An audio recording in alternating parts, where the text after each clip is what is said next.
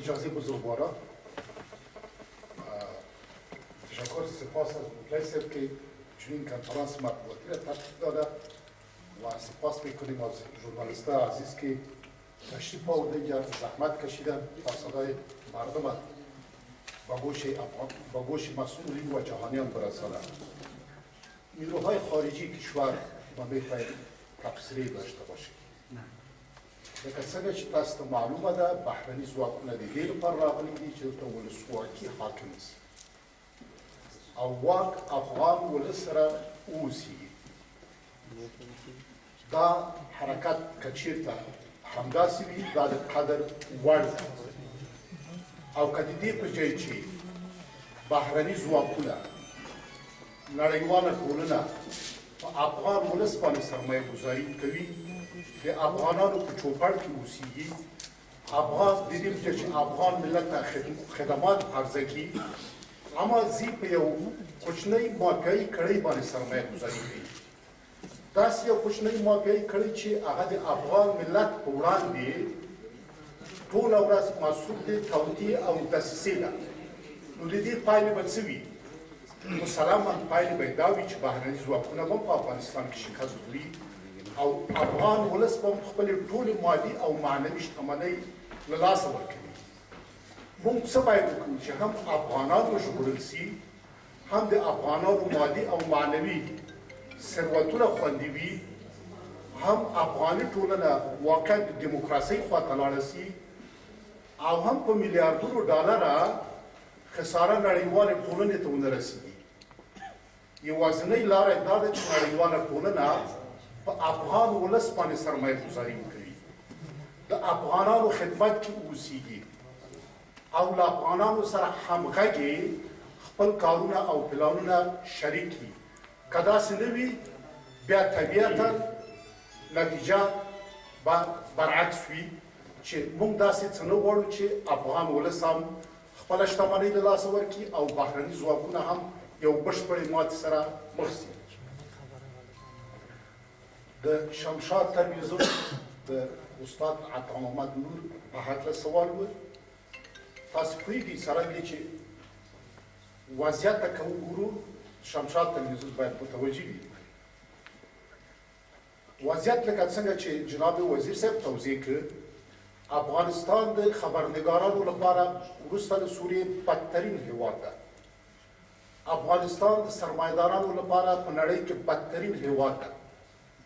افغانستان په فساد کې د نړۍ بدترین هېواد ده او افغانستان د میندو او ماشومانو لپاره په نړۍ کې بدترین هېواد ده او افغانستان کې دا اوس 50% شاوخوا ته طالب حاکمیت لري او په افغانستان کې څه د پاسه 30% جمعیت د طالبانو تر ولکې لاندې ده. اضافه له 80% خلک د فقر تر کرښې لاندې ژوند کوي. هره ورځ زموږ په سلهاوو میندې شهیدانېږي زامن شهیدانېږي او دوی کونډېږي او په لسهاوو داسې تراژیدیګانې چې هره ورځ موږ تاسې وینو. پس څه باید وکړو او د دې اصلي لامل څوک ده؟ اصلي لامل یو مافیایي کړۍ ده د ډاکټر صاحب اشرف غني تر مشرۍ لاندې چې په هر کې شتون لري او ډاکټر صاحب اشرف غني ته موږ رئیس جمهور داسې ویلی ځکه رئیس جمهور د رایو په نتیجه کې راځي او هغه منتخب کېږي بیا رئیس جمهور وي. دا یو خیالي رئیس جمهور ده دا یو متقلب رئیس جمهور ده او دې متقلب رئیس جمهور پر ټولنه باندې دغسې ناورین تحمیل کړی ده او یو شعار د ده دا ده چې نفاق ملي څنګه قومونه وجنګوي څنګه د قومونو په مابین کې تضاد واچوي. لکه څنګه چې استاد وویل کار باید استخوان ته رسېدلی ده. پس خلک څه باید وکړي؟ د هر چا دنده دا ده که هغه وزیر ده که هغه والي ده که هغه دوکاندار ده که هغه ژورنالیست ده که هغه لیکوال ده چې د دې ټولنې د ژغورنې لپاره ګامونه باید اوچت کړي په هر ممکن شکل باندې. له هغې جملې څخه د کندهار ناسته د دولت د کړنو عکس العمل و د حکومت یا د ارګ د منفي کړنو عکس العمل و چې دا د تایید وړ ده او د کندهار ناسته د ملي وحدت د تامینولو او د رامنځته کولو لپاره یو ګام چې باید اوچت سوی وای او اوچت څه کوم څه چې ارګ نه غواړي یعنې ارګ ملي وحدت نه غواړي. پس استاد عطا محمد نور سره له دې چې هغه والي ده هغه د جمعیت اسلامي د اجرایه شورا رئیس ده،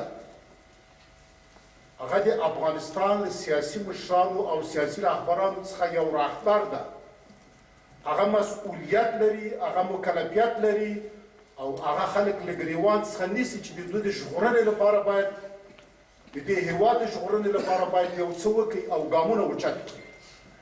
نو هغه د خپل مسؤلیت او رسالت د سرته رسولو په خاطر باندې غوښتل چې د ستر کندهار د ولس د بلنې پر بنسټ کندهار ته ولاړ شي، مګر دا موافقه کړې چې په هر کې شتون لري اجازه یې ورنه کړه، ځکه دوی نه ملي وحدت غواړي، نه ثبات غواړي، نه سوله غواړي او تر ابده پورې دا حکومت نشي کولی چې قومونه لرې وساتي، ملتونه سره لرې وساتي. دوی که غواړي یا نه غواړي افغانستان یو پارچه هېواد ده او په افغانستان کې مختلف قومونه لکه د ګلانو په شان دي چې یو ځای ژوند کوي. حکمتیار صاحب په هکله مو پوښتنه وکړله. موږ معتقد په ډیموکراسۍ یو، هر څوک کولی شي غونډې جوړې کړي، لاریونونه جوړې کړي، موږ هیڅ مشکل نه لرو، په مسؤلیت او امنیت باندې جوړې کړي، مګر موږ ته هم باید دا حق راکړل شي چې غونډې جوړې کړو، موږ ته هم دا حق راکړي چې لاریونونه باید ولرو، موږ هم غواړو چې زموږ په مقابل کې یو څوک له موږ سره مدني مبارزه وکوي، مګر کوم وخت چې موږ غونډې جوړوو، موږ لاریونونه جوړوو، په بمونو باندې مو استقبالوي، په انتحاریانو باندې مو استقبالوي. څوک وغواړي که ونه غواړي هغه څه چې په نوم د پنځم ستون باندې یادېږي د هغې لاس ته پکې د هغې تر مدیریت لاندې دا کار کېږي، د هغې تر رهبریت لاندې دا کار کېږي. د حل لاره څه ده؟ واقعا په هېواد کې د هېواد په هر کور، هر کلي، هر ښار کې د وینو ویالې بهیږي. اوس موږ څنګه کولی شو چې دغه د وینو ویالې بندې کړو؟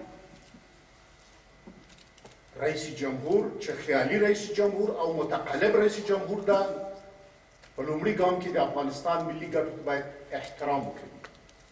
دویم، انتخابات اساسي د حل لاره ده. ارګ باید داسې یو کمیسیون جوړ کړي د ټاکنو لپاره چې آزاد وي، مستقل وي او بېطرفه وي، چې په ډېر تعصب سره باید ووایم چې دغسې یو کمیسیون شتون نه لري.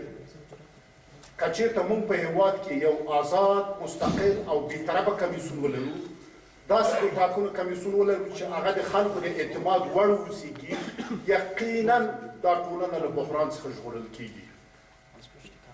اما دوی په آګاهانه او هوښیارانه ډول باندې نه غواړي چې داسې یو کمیسیون شتون ولري. دوی غواړي یو اقتصادي کمیسیون واوسېږي، دوی غواړي تقلب وکوي، دوی غواړي ټاکنې مهندسي کړي، تر څو دغه موافقې کړنه بیا واک کې پاتې شي. د اوس لپاره زموږ په اند باندې دا یوازینۍ د حل لاره ده چې دغه د حل لارې ته باید خیالي او متقلب رئیس جمهور احترام وکړي. ممکن په دې هکله به ملت حوصله وکړي، یوه میاشت، دوه میاشتې، درې میاشتې، اما زیاته د دې حوصله نشي کولی، ځکه چې ملت غواړي خپل سرنوشت وټاکي او ملت کولی شي چې د خپلو رایو په واسطه باندې سرنوشت وټاکي. کومې رایې چې په تېرو انتخاباتو کې غلاس ولې، تقلب وسه او د ملت رایو ته خیانت وسه، اما داسې له ملت اجازه نه ورکوي. پس په اوسنۍ شرایطو کې لومړی باید رئیس جمهور د افغانستان نافذو قوانینو ته، هغه توافقنامې ته باید احترام وکړي، هغه باید په عمل کې پلی کړي، او دویم حالت مستقل، آزاد او بېطرفه د ټاکنو کمیسیون جوړ کړي. له تاسو ټولو نه یو نړۍ مننه، په ځانګړي ډول د درنو ژورنالستانو څخه چې زحمت مو ایست، دلته مو تشریف راوړه. په آینده کې به نور کنفرانسونه هم وي په مختلفو موضوعګانو باندې، او تاسو ته به زحمت درکړو. یو نړۍ مننه، لوی او بخښونکی خدای ته وسپارم. السلام علیکم.